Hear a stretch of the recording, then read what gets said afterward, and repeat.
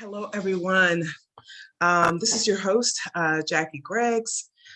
Today, I am so happy. I have here with us today a good friend of mine. She is my sister in all kinds of ways. So don't be trying to figure that out when I say she's my sister. But today we have Ann Blanchard, who has joined us to talk a little bit about her journey on the spiritual path. Let me just tell you a little bit about Ann, and I'm going to leave a little bit of space for her to share what she wants to say about herself. But I know, because I've known Ann for quite some time now, that she is certainly someone who is dedicated to awakening right now. And her journey to awakening started to reveal itself, and if that's incorrect, and please correct me, but it could have started before your pilgrimage to India in 2017. And you currently teach a weekly program called Unfiltered. You facilitate a freedom practice sangha discussion group. You also lead a morning awareness-based meditation, which I have sat in a couple of times. You probably didn't even know I was in the room because you were in the middle of being aware while you're meditating. But I have joined those on occasion. And, she does this in the Awakening Together Sanctuary. But what I really want you to hear and to know today is that Ann really, she's such an inspiration to me. And she is really, I think, joining us all and giving us all, as we're in this oneness, kind of a deep dive into spiritual journey that we're on. And really to get to the heart of it all, right? So is there anything else you want to add to your introduction there, Ann, besides the fact that you're amazing and beautiful and wonderful and I love you? Go ahead. Hey, listen, anything that starts with I'm a sister of yours, I say amen to that. Sign me up. All right. Well, again, as I said, I'm so excited to talk to you today. So let's kind of like set the stage a little bit, and let's take a step back for a second and talk a little bit about how we first met. First of all, let's go there, because we were both attending the Center for Conscious Living, which is a spiritual New Thought community, spiritual community in Southern New Jersey. And I remember, I think the first time you and I met was probably in one of the classes that were being offered at within this spiritual community. And I remember, I'm gonna step out on the limb here. Was it The Power of Decision? I think that was the class we were having it at Marlene's house. And I remember you were sitting in the room and I was thinking, and I think I maybe told you this before. I was like, I think that if she and I had gone to high school together, we would have been really good friends.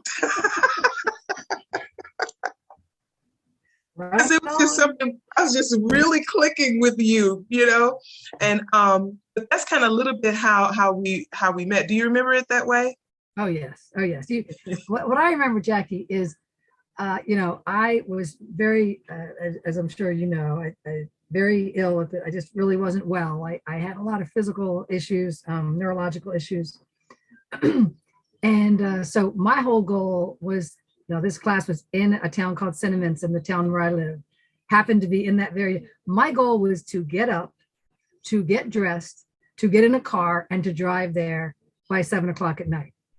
And so I sometimes I get there at like 5 and 7. Sometimes I get there at 5 after. I always love this group because they always, whatever you got there, they say welcome. Mm-hmm. And what I remember about you is you had been in Boston, you had been in Syracuse. You had come from all over. Like you had just flown in or just driven in or trained in. And you were like, but you were there. Like you were there. It was done. And like your homework was done. Mine was like, I just couldn't get to it, or I could get to some of it. But like, I just remember you were doing so much at that time. You were working on your album. So oh gosh, you were doing so many things, and you would just show up. You wouldn't just show up spot on, but you'd look like $1 million too. And I was like, who is that woman? She is fired up. It was just off the hook. So I sat over there and just thought, wow, just to be in a room with people, you and other people like you, who not only were committed to your spiritual, to your spiritual curiosity and your calling, but you were like making it happen in the world too, right? I mean, so I just really appreciated your juggling all that, and then yet bringing just this full on presence. And it was an inspiration to me. Wow. Yeah, that it seems like that is very true what you just said. It seems like so long ago, but it really wasn't. But you know, you just perfectly teed up where I want to go, because where we are standing today on our spiritual journey is not where we were when we met, No, ma'am. right? Um, and so let's talk a little bit about that as far as you are concerned. You were a lawyer. You were like, listen, you talk about me at one point in time, you were on trains, planes, right? And everything, right? Just like me. But then that changed for you. Talk a little bit about that. And you had mentioned earlier, you had gone through some physical challenges and how it led you to get on this path the way you are now. Yeah, no, it's a great question, because when you talk about the spiritual path, you go right to like, when was the fun stuff? And it's like, well, that's not exactly when it started, right? Like, so what I'm remembering is, I always wanted to have kids. We end up having these two boys. It's great. And I'm about a year after having second son, Tommy, who I had. I get this tremendous headache, and it's the worst headache I've ever had, and it just doesn't get better and doesn't get better, and it's the week of Thanksgiving, and if you don't have a neurologist, you can't get a neurologist the week before Thanksgiving. They're just not there. So anyway, struggle. Anyway, end up in the ER, and it turns out I have meningitis, and so they send me home, and then it turns out in the middle of the night it gets worse again. It's crazy. So long story short, I end up having kind of the worst case they've ever had. And what happened is I came home from that. And at this point, I have a law practice. I'm a federal public defender. I've been doing that, I don't know, probably a decade or half or something. A good bit of time, trial lawyer, and I remember I came home from the hospital, and after having this horrendous medical issue, which eventually it was viral meningitis and biological, viral, the other kind of bacterial meningitis. Sometimes you can die. Viral meningitis, you're usually not going to die. You're just going to have a ride of it. So I remember coming back to the house and being like, everything was quiet. And I was like, this is a really nice house. Like, this is a really nice light. Like, all of a sudden, something got quiet. And I made, when we don't know, we make it up. What I made up was that whatever that swelling was in my brain from the meningitis this is what I made up. No one doctor told me this. It flushed out all the depression chemicals. It flushed out all that crazy thought chemicals, and it made things quiet. Well, now I know what happened was I was just deeply present. Deeply present in a way I had not been before. And so it was interesting, because that's really the start of it. The start is saying, God, dang, there's a whole nother way to live here. I mean, I was excited. I would like talk to I remember Tommy was maybe 1.5. And I remember, instead of playing with him and like, putting a Lego or two and then going to my computer and trying to get something done, or on my phone, or maybe trying to get something done in the kitchen, I just sat with him. And I just watched him put those Legos, and I put a Lego, and he put a Lego, and it was utter joy. It was, and he'd knock it down. We both go, whoa, and then slowly but surely, things started to get tight again. My mind started to get loud again. That presence wasn't there. And so I knew I didn't have to get, I trusted I didn't have to get meningitis to get clear again. So I thought, well, I got to go on an antidepressant. I had been on them lots before. I went back on one. Anyway, none of that was it. And I just got, so while I lived through it and I got better, slowly but surely, I got sicker and sicker and sicker. And that went on for years until, I don't know, until maybe about 7 years ago. So Tommy's now 19. So I can't do, math hasn't really come back. But I lost a good chunk of years in there, just getting sicker and sicker and sicker. And, but I always knew that there was like another way. I just didn't know the way. So if we fast forward to find in CCL, the spiritual community you and I still hold so dearly in our hearts in New Jersey, a friend of mine said, well, why don't you come? Why don't you come? I think you'd like it. And I was like, I don't know about you. I don't get up on Sunday morning. Like this girl doesn't get out of bed, get dressed, and go to church. Okay, I had done that Catholic thing long enough to know that wasn't where it's at. But then she said to me one day, I loved her. I mean, I love this woman. Her name's Amy Thomas, and our sons were friends, and she's a practitioner. I just love something about her. I just love. There's a lightness and a light about her that I loved. And she said to me, it's Francis of Assisi Day this Sunday. You could bring Reggie. And she knows I'm devoted to my dog, and Reggie, he's just like, yes. He's like on the spot. And this is just my man. I know. I love you too.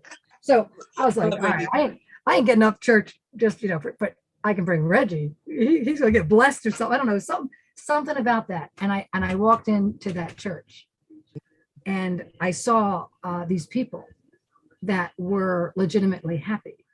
And I thought, what are they taking? I want some, right? So I remember I came back the next week and they were legitimately happy. And then I came out the next week and I realized it's not the week, it's not the day, it's not because first time I went, it was like something, and I didn't know the day. But it was Francis of Assisi Day. I thought maybe this is just a really special day today. I mean, I lucked out. Well, then I realized every Sunday I went, I lucked out again. And they have this thing where they say, we honor your presence. We welcome you, welcome home. And the tears just started coming. And I really didn't know what I was being welcomed to, but I trusted that it was real. And that's what there was for me to discover.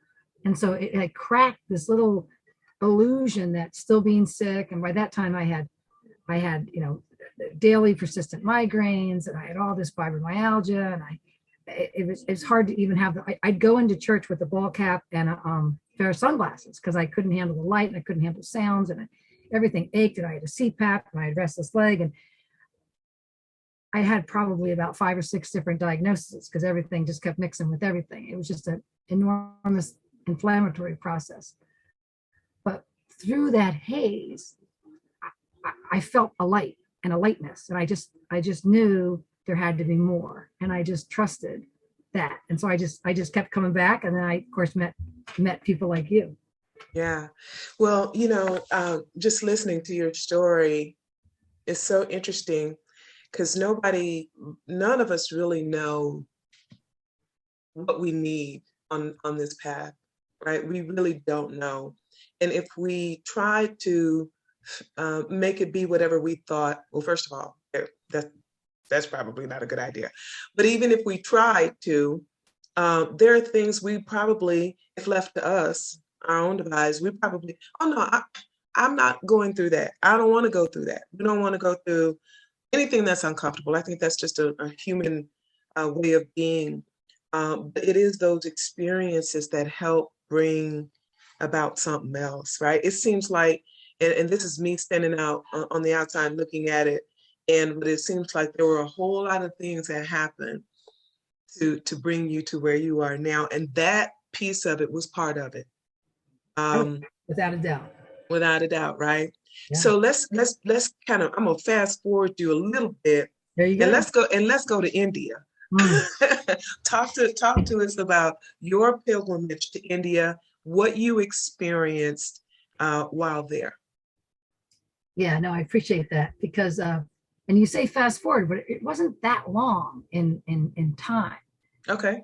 So I had been at CCL, and they had this course called Radical Forgiveness, and Colin Tiffin, and we've done that work together. And so I took a course, and I was like, dang on, these people talk about real stuff that really hurts, and they stay with it. And I just started. So I took that class, and they were really nice when I was too sick and I wasn't able to come. No one got mad. And if I came late, they were all like, we're glad you made it. Mm-hmm. So it was like the first time I had felt that acceptance of like, here you are, good, thank you. And so I started taking these classes, and then a real good friend, teacher teacher of both of ours, Reverend Carrie Christensen, started teaching the Awakening Together curriculum, and they have an MPP program. And this was the only place it was being taught in a brick and mortar church. And you and I took that curriculum. And so we started taking, I started taking those classes too. And I was taking a class called True Discernment. About 3/4 of the way through, where you really start to see that if it's those with eyes to see, let them see, those with ears, let them hear. And yet there was this sense of like, oh yeah, that same stuff plays in my mind that Regina describes. And yet she makes a different choice. She puts attention in a different place. Oh, she's not those thoughts. She's the attention. It was like, all right, like I'm willing, but like it doesn't play that way for me. And so I'm just in it, and I'm doing the best I can. Still very, very sick. And when I say sick, I mean I was awake for maybe 4 or 5 hours of the day. And the rest of the time I would just get up when the kids would come home, try to pick them up and try to get some dinner, and then go right back to bed. I had an open door. They could always come wake me up, but I just slept. So even going to these classes was like, all right, can I make it through the whole class, But so I went to Carrie afterwards to breakfast one morning, and she said, by the way, some of us are going to India next month with this Awakening Together with this group. I didn't know anything about it. I knew this class, but I didn't really even understand where the class came from. I just knew signing up for stuff and going outside of the house to this stuff was feeding something. So I thought, India. I mean, I don't know. I mean, Europe, maybe Italy, maybe, right? I was like, I don't know. India, like I didn't think I liked Indian food, and Pier 1 was never really my thing. And I definitely yoga didn't exist for me. I mean, and I thought, well, that's nice, but I heard on the inside, that's for you. And so I'm in this True Discernment class, and Regina's saying she gets this inside. Regina Dawn Akers gets this inside feed of knowledge. And I'm like, so I noticed it. And I just thought, maybe. And then anyway, push comes to shove. And I'm like, nah. And now, what was I thinking? That was crazy. I mean, I don't feel good. I sleep a lot. I don't even know if I could make the plane ride. So anyway, I'm not going to India. So anyway, I drive to my son up to see his college. He's a senior this year in this particular time. It's December. And I drive him up to college. He sees his college. His other mom had taken him, so I hadn't seen it. Anyway, we're driving home from Rochester, New York, and I'm listening to like Jackson Browne and all the roads, road songs. And all of a sudden, I just hear out of nowhere, you are going to India. And I thought, isn't that? But here's the weird thing. So I heard it before, and I talked myself out of it. But this time, when I heard it, something in me went, wow. Isn't that something that I'm going to India? Like, like something didn't say no. Something just went, isn't that something? So anyway, so you fast forward, and I'm like late. I mean, it's already done, and all the reservations are made. They're all staying at one hotel. And Carrie, wonderful woman that she is, when I called her and said, I heard I'm going, she goes, I'll set it up. Anyway, she gets in touch with Regina, which this is a lot more work for her because everyone else is set. She said, oh, if she's coming, then she's coming. Yes, here's what she does. Here's what she does next. And so anyway, so I go to visit my real good friend, Margot Orr, who you know as well, a woman who would do Reiki on me and help me figure some stuff out. And we'd sit together. Anyway, I walk in that morning. I go, you're not going to believe it. She goes, no, you're not going to believe it. I go, no, I have to tell you first. You're not going to believe it. She goes, I can't help it. I have to tell you first. I go, what? She goes, I'm going to India. I said, what? So anyway, she had seen Carrie that weekend. Carrie had said the same thing, and she had gotten the same message. Wow. So now India went from scary, I don't know if I can do it, to I got Margot. And let me tell you, Margot is like the greatest security blanket anyone could have in this life. She is squared away, right? Beautiful. And so anyway, we go to India. And I'm just like, I have no idea why I'm going to India. I don't know anything about India. I didn't even get the itinerary. I can't really at this point, the whole internet, trying to figure it out. So she helped me do all of it. And so if I had to say what happened when I was in India, well, I can explain it this way. Here's the first thing that happened in India. It was the very first morning. When you get to India, it's the middle of the night, the way the flights are, and it's crazy. And you're at this airport, and there's like birds, and there's monkeys, and there's people, and there's smells, and it's just like where am I? Like, and it's a weird kind of humidity that Uh-huh. it's just everything about it is like, where am I? It's like you're in a dream, and it's just Hmm. very tactile. Anyway, we all go to the hotel. We get up the next morning. Regina said, we're all going to walk to the beach. So we all start to walk to the beach to Chennai, in Chennai, which is a big, big city. And she comes to this bridge. And I don't know Regina from Adam. I meet her at 60,000 feet because there was a line for the restroom in the middle of the night on the plane. And I look at her and I'm like, I knew who she was. And so anyway, I tell her who I am. It's so funny. She still remembers that. She goes, I thought you were really quiet until I realized you had just been asleep. So anyway, so okay, so we're going to the beach and we're all together. I don't really, Margot didn't even come, I don't think. So we just walk. Anyway, I see Regina stand on the beach, stand on this little overpass on this canal, and she looks out in the canal, and I'm like, just what? I don't know. I'm just trying to be like Mike, right? I'm just trying to blend. And I see her look out, and what it is, it's all this water. Mm. And if you've ever been to India, you know there's the pollution is extreme. There's just layers and layers of bags and boxes and decaying pollution, just trash. There's trash in this waterway. And then on top of the trash or in the trash or around it are homes that are built from tarps and parts of tarps and parts of tapes of sticks of, and there are people and there are babies and there are moms washing stuff in this water and there are kids playing and there's lots of dogs, a couple cows, you know, and it's got quite a smell, right? So it's just, you're again kind of overpowered, right? And so Regina stands looking out at this and she says, God is in everything I see. Mm. And I'm just, it is. I'm not speaking because I'm trying to be cool, right? And I look and I see this complete serenity. I just see this. I mean, it's not like she's glowing or anything. No, she's just looking at what I'm looking at, saying those words and having an entirely different experience than I'm having. Mm-hmm. So she stands for a while and I watch her and then she moves on. And so I went right over. I went to that spot. I put my feet, like I like stood just like she's, I'm like, I'm gonna do that. I'm an Indian. I'm gonna go. I stood right there and I just looked out at what was just, for me, heartbreaking. Mm. Chokingly tragic. And I just said, God is in everything I see. And it wasn't in everything I saw, but I knew right then and there, I wanted to see like her. Whatever she was looking through or at or with, or I couldn't have said it. Mm-hmm. I'm interested in that. I'm very, very interested in that. And that was the beginning of a month in India that led to all kinds of kind of revelations and experiences and deep friends that are some of my best friends to this day. And that was 5 years ago right now, which we were talking about beforehand. So wonderful to be doing this right on this 5-year anniversary. Perfect timing, right?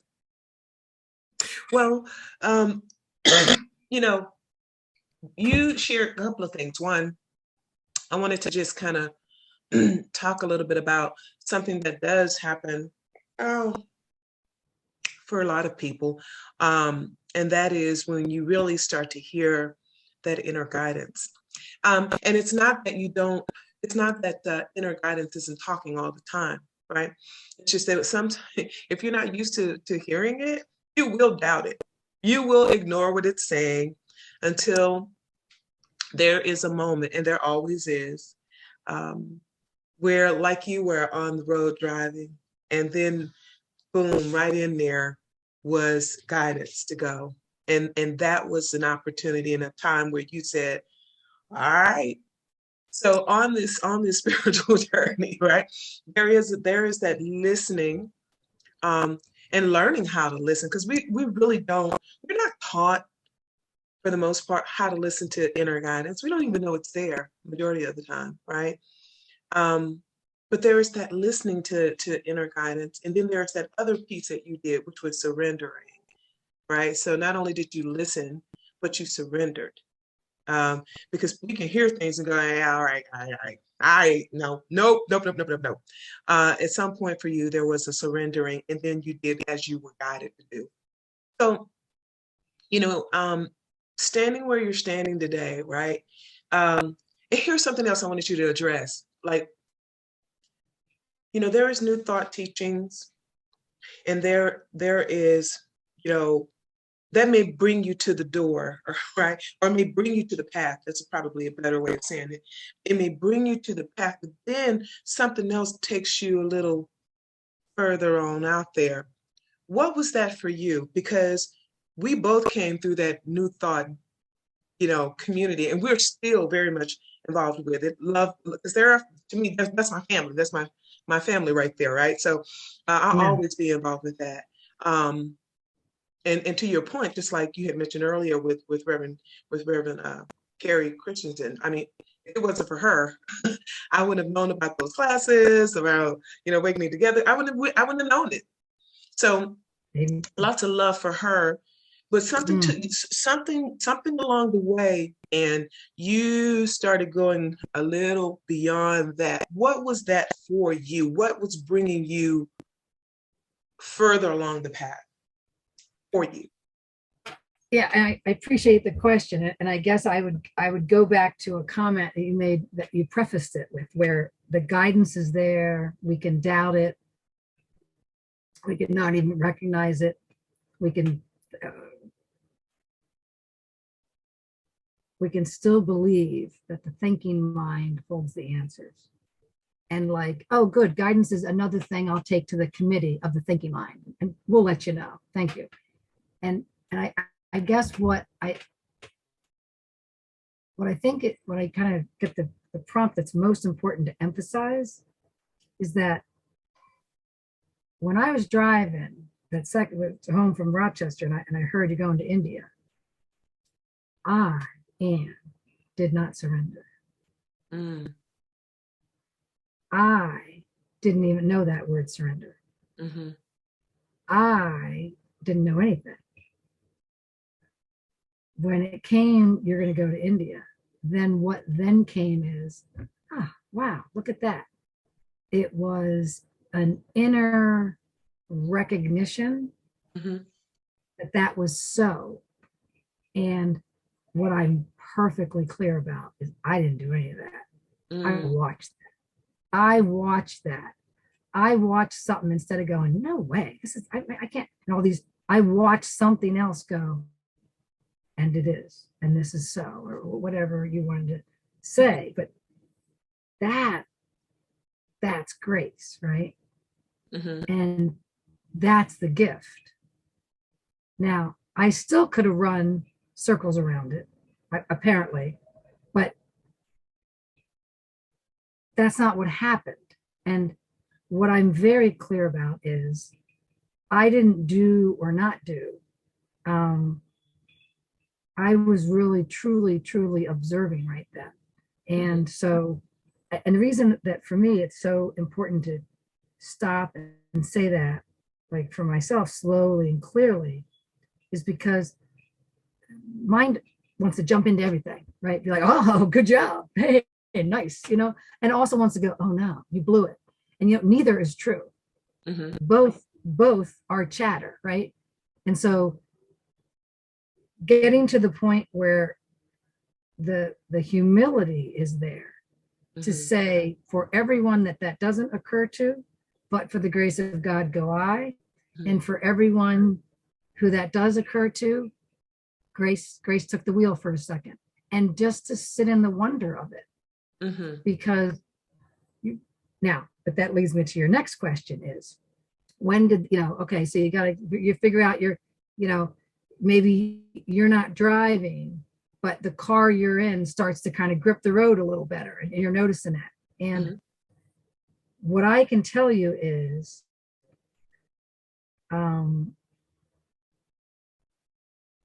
what I know to be true is witnessing firsthand. And I believe that witnessing could be through a book or through a YouTube video or through a song or through a direct watch someone. I mean, there's something about the knowingness of Regina on that bridge with that all that pollution and that is beyond the mind. It transmitted to the light here from the light there. And of course, there's no there, there's no here, but certainly believed myself to be very, very separate. And so felt kind of like a beam me up Scotty moment. And there was a natural yes to that. And what happened after that is truly being willing to not know. And this is another aspect of, like you were saying in the beginning, how everything, we don't know what we need. We have no idea what we need. And, you know, like freedom's another word for nothing left to lose. I was sick as a dog, had nothing better to do and nothing else to do.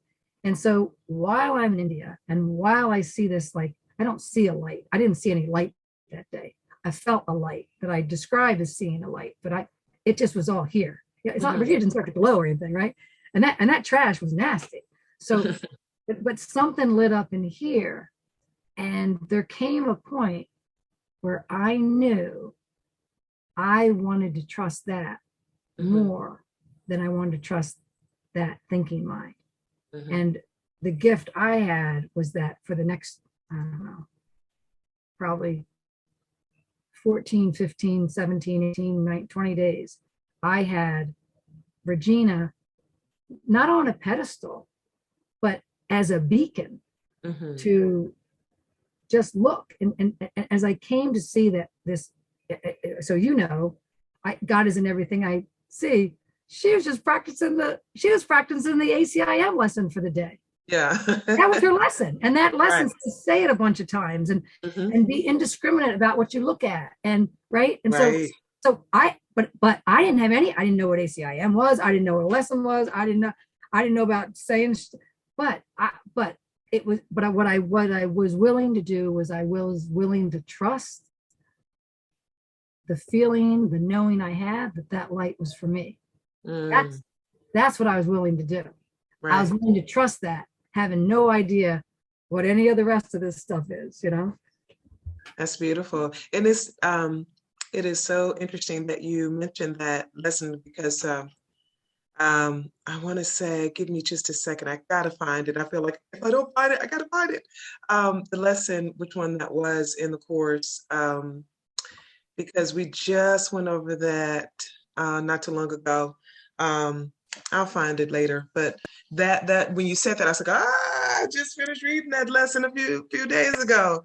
But so it kind of, in some ways, it was the catalyst. But you know, there was something you said there I wanted to go back to, because you were saying that when you heard that guidance from within, that it was not you that surrendered. And what I wanted to ask about was, I guess in that moment, even, I don't know if it's a question yet, but I mean, you weren't aware that there wasn't a you there at the moment, right? Like you weren't aware of that, but you just followed what it was guiding you to do. Correct? Yes, ma'am. And no, I had no idea that this egoic illusion, this personality structure was not me. Oh no. I felt like I knew not to spend a lot of time thinking about it. But if I would have said anything I thought, I would have thought this person was somehow being redeemed, was somehow being forgiven, God was finally coming and saying, "Sorry, honey. All right, we're gonna let you off the hook for all that, and you can start new." And so, but I will tell you though, I didn't have any non-dual anything. But what I did have though is it keeps coming and going. So let me just take a second. What I did know is at some point, and so I guess it's really what's important to note too is that when I'm over in India and when Regina's doing Course in Miracles lessons, I don't even know what a Course in Miracles is at that point. She says, oh yeah, so Tuesday nights, we got this gig, we got this thing called, and I didn't even catch the name, but basically Regina's going to teach and come down to room 207. And I walk down to room 207 and they're all in the room because they're already in this class, which is called Consistent Gentle Healing. And so all of them are on lesson 29 that day. God is in everything I see. Okay. And I sat in that room the next night after the bridge, and I heard them all talking. And what I knew is that they knew something I didn't, but they also were in touch with something that I wasn't. And I knew from their example of just their beingness that I could trust it. So I didn't know there wasn't a them and there wasn't a me, and this is all just one consciousness taking a bunch of different forms, and isn't this cool the way it all? No, I just knew this heart knew hearts and trusted hearts, and that their hearts were, I would have said, they are much more present.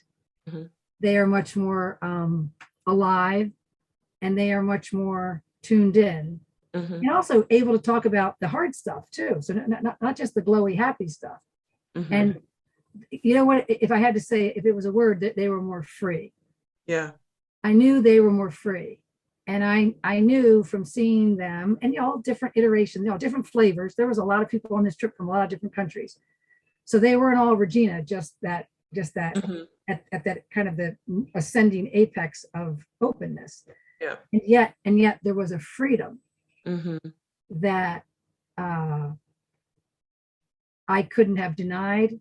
When I was in India, the song Wild Horses would always play in my head. Wild horses couldn't have pulled me away. Wild horses could not pull me away. That's how strong, that's how much the knowing was like, I want that. Well, can I just point out one thing that pops out to me is that, I'm trying to remember now, if I heard that, where I heard it, it's not important. But what I do remember is that truth recognizes truth when it hears it. It's like, so even you were sitting in that room with people, they were, that the truth that lives within us recognized it, because you heard it, you recognized it. No matter where you were on the path at that moment, you heard it and recognized, yeah, that's truth like that. Tell me more, right? And as we all have our own experiences, we're not all going to come to this path or have the same experiences on the path, right? It's like whatever you need is going to be for you, and how it comes to you is probably very already orchestrated, and for your good and for your benefit, right? That would be whatever it is that you need to awaken is probably happening right now. So matter of fact, you can count on it. Yes, right. You can put some money on it if you want to. It's happening. And that's been part of my journey too, is realizing that was part of what you experienced, that was for you in that moment. And there was something within, whether you knew what to call it, whether you know how to categorize it or understand it, but it heard itself in that room and it recognized itself in that room. So I wanted to kind of to move to another question in the last moments that we have. What would you say, and this is not a trick question, what would you say, what do you know now that you didn't know then, when you first started your journey and all of that came to them? So what do you know? So let me tell you what I didn't know then, but I learned in India, and I'm still learning today. So we do dyad practices in the Awakening Together Sanctuary every Saturday from like 1 to 3, and I just relearned it today. And what I learned in India was I do not have to believe any thought that comes into this mind. That no thought that comes into this mind is the truth. Now, there's more helpful thoughts, there's less helpful thoughts, but I don't have to believe any of them. The thought, how I used that in India, was I had a thought every single morning when I woke up. It went, oh my God, I didn't sleep much. I am really tired. Wait, I'm how tired? Oh, I'm very tired. I have to go back to sleep. You know what? This whole day, you know what? I want to stay the whole day. You know what? I got to cancel today. Maybe I got to cancel tomorrow. I would go backwards to figure out how bad I felt. And I would make up what it meant about the day. I would make up what it meant about tomorrow. And what I heard in India was, and you have to just, when you're ready to hear it, if it's true for you, you'll know. I didn't have to believe I was sick. I didn't have to believe that I need to rearrange my day because I slept or didn't sleep. Instead, I could just meet each moment in the day. And if I need to lay down, I lay down. But let's determine that, I just pause all of it, and continue to just let life show me. If I get tired, I lay down. If I'm not tired, I keep going. I used to predetermine all that based on some random thoughts that came through. And to this day, so now, fast forward to right this moment, I'm here in Florida. I'm helping my mom out who's got some health issues. And I'll hear her in the morning, not doing her, checking her blood sugar and eating sugar. And she's a diabetic too, and not doing her breathing treatment. And I'll hear mine going, she's already ruining it. She's already wrecking it. She's already in danger. And I can sit back and be like, you know what? I see those thoughts. I don't want the experience of blame and terror right now. I'm going to let that go. I'm going to take a breath. I'm going to come in and say, what would you have me do now? It may be walk right out there and say, Mom, would you be willing to do your breathing treatment? But you know what? It's not out of fear. It's not out of judgment. It's not out of anger. And it's not out of some 5-year-old kid that's like, oh my God, my mom, you have to keep living so that I don't experience grief and regret and worry that I did it wrong. No, those aren't the energies that get created with anymore. So I'm still teaching myself every day what I learned there, which is I do not have to believe any thought in my mind. No thought thinks itself. A thought can't think itself. It needs me, and I've relinquished my consent, and I relinquish it thought by thought. Right. I love that you relinquish it. And something else so beautiful about what you said is that you don't have to believe the thoughts that come into your awareness. I mean, in your consciousness, they come, and we do as I have learned. The challenges come when we, give our believing attention to the thought, and then all of a sudden it's, oh my God, and one of my things was always, well, what does this mean about me? What is this? What is it saying about me? Right? Like whatever it was, right? It's always about that ego. It's about me, some kind of way. And so to just have a practice, as you said, just, oh, I see it, but I can relinquish it. I don't have to believe it, that's just part of the experience of being on a spiritual path, to get to a place where that you are aware of that, right? And so one of the other questions that I have for you kind of stems around, so you do an awareness, being aware of awareness meditation, right? So talk to me about what does awareness, being aware of awareness mean to you? I know you do the meditation, but what does that mean when we say that? Yeah, no, I appreciate the question, because I have never been a meditator. It was like, wait, you mean that sitting still being quiet stuff? Oh, no, that's not this girl. And so people would do that in India. Like people go to that Ramana Maharshi's ashram, which is everywhere in Tiruvannamalai, and they'd sit in the big hall all the time. I'd be like, I'd look in there. Now I'd sit for a little while. I mean, I got 5 or 10 minutes in me, don't get me wrong, because it's like I'm in there, right? Get myself all comfortable. But then I'm out. I mean, I got to hike and I got to do other things. Anyway, I never would have thought 3 times a week for an hour, we just sit in awareness. I had no idea what that was about. What I know now is mind is this mind. I've only ever been in here, is constant. It's constantly telling me what I like, what I don't like, what I want, what I don't want. How am I doing? How am I doing program? How am I doing? I'm doing okay. How are we doing? Oh, no, not at all. How are they doing? Oh, no. So it's just constant. And so the question is, what do I really want? If it's the peace of God, if it's the peace of mind, am I looking at the only place I can ever find it, which is not out in the world? It's slowing it down. And whether the eyes are open or eyes are closed, coming back in, noticing. Mind wants to say, I am this, I am that. I'm not this, I'm not that.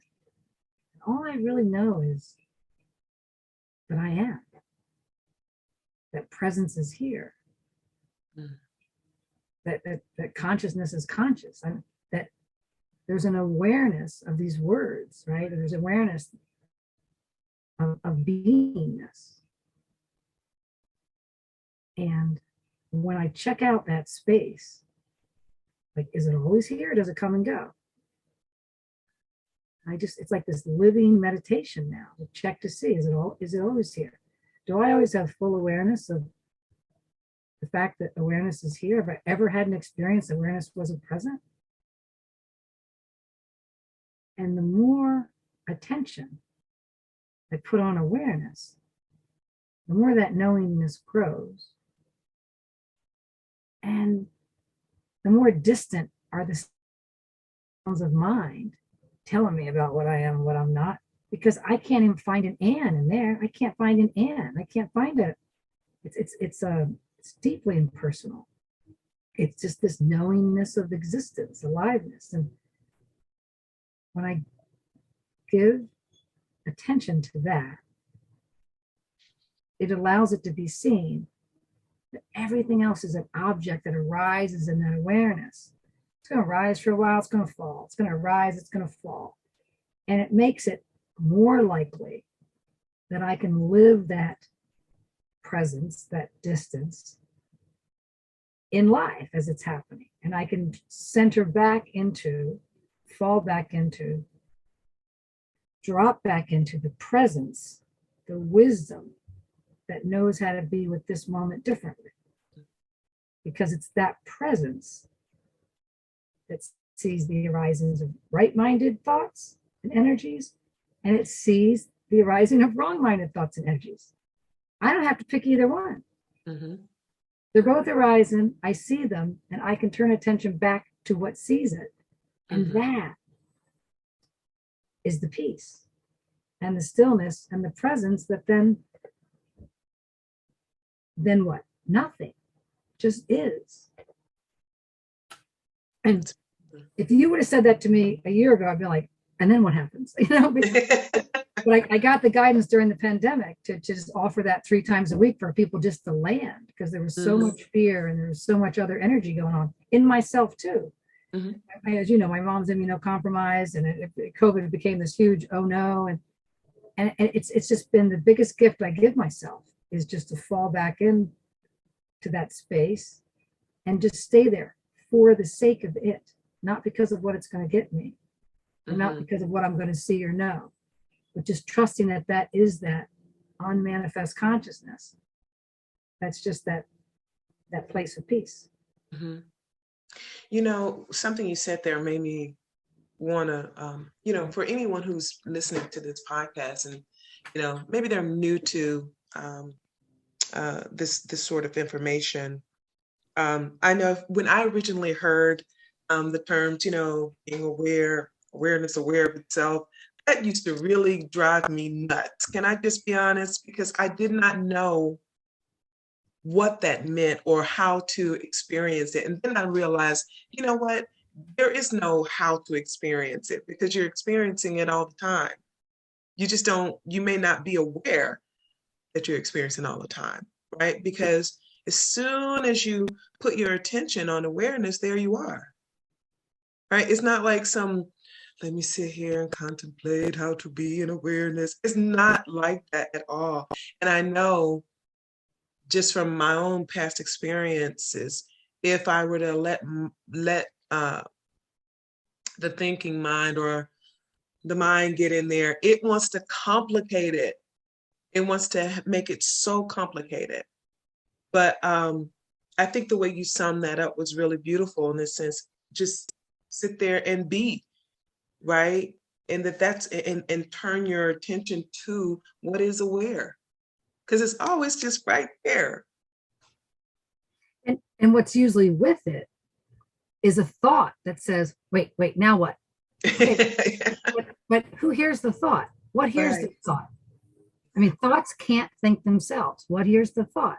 Mm-hmm. So all of a sudden you sit in there and you go, that's just okay, that's a thought. That's a thought I used to believe and get up and go get a cup of tea. Like, you got to get a cup of tea right now. It's like, well, who thinks they got to get, and you just, okay, that's a thought. Can I just stay with that and be a little more curious about what hears that than about the that?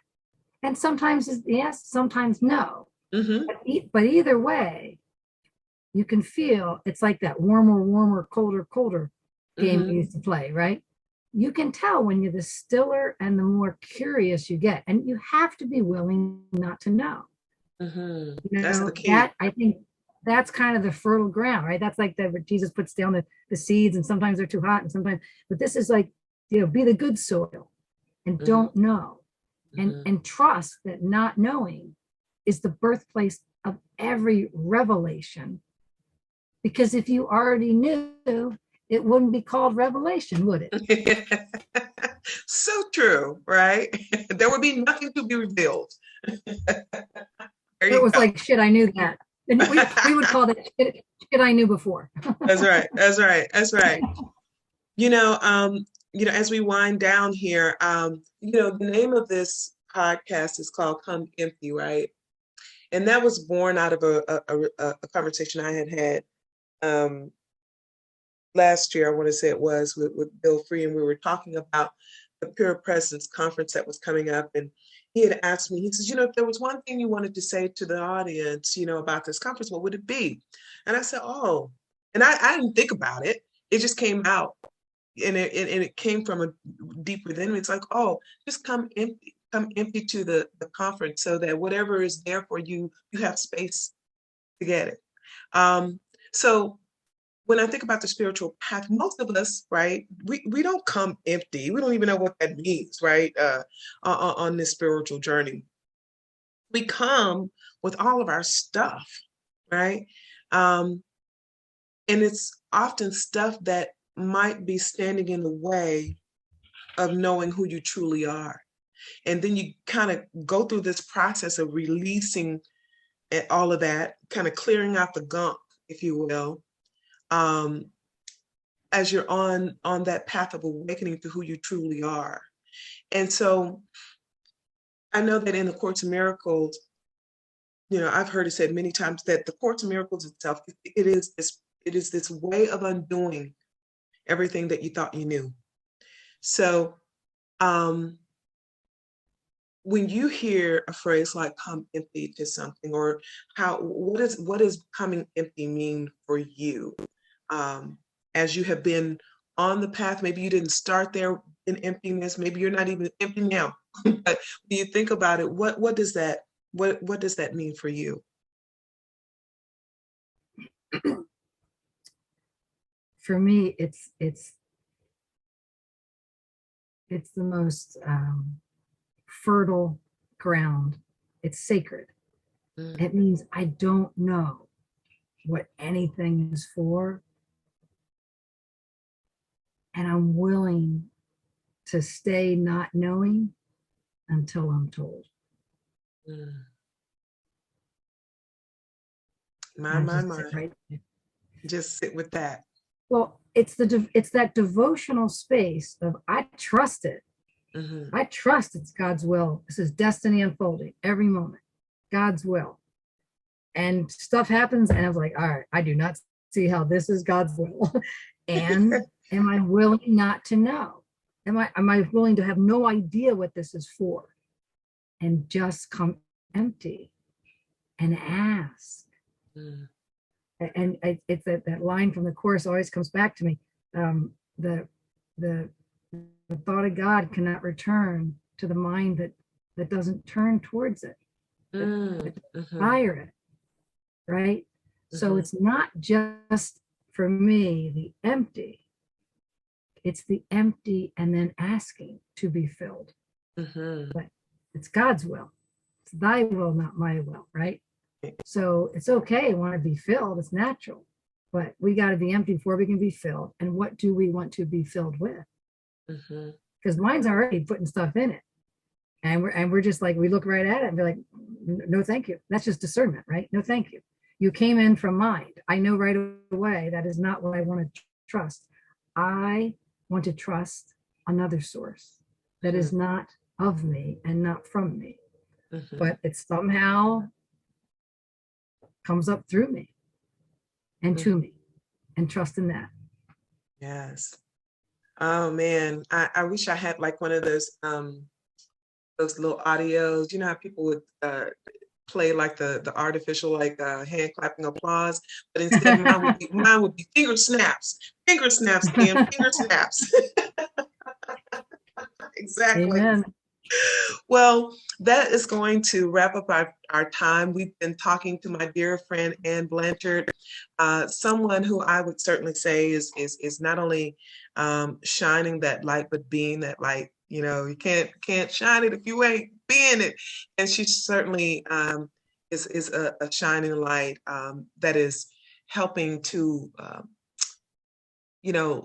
lead to all of our awakening. Because when one person awakens, we all have that same opportunity and same we can also awake. So I want to thank you for being so authentic and for saying yes to your spiritual journey, your spiritual path, and just saying yes every day, because I know that you say yes every day.